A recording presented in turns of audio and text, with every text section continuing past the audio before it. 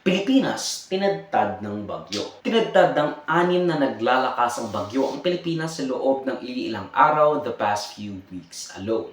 Or just past week alone, 5 naglalakasang bagyo ang dumagsa sa Pilipinas. Kasama dito si Christine, which is a few weeks ago, Leon, Marce, Nika, Ophel, at apparently the strongest, Pepito.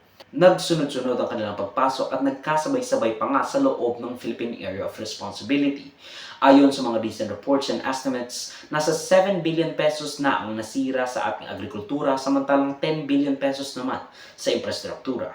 Cumulatively, around 10 milyong tao raw ang nag-displace at nawalan ng tirahan dahil sa naapektuhan ng mga dumating na bagyo. In all realities, this could have been a lot stronger at more devastating, pero the weather was somehow mitigated, especially with Pepito, na pagkalaki-laki ng radius, halos malusaw agad nang maglandfall sa lupa. Magic.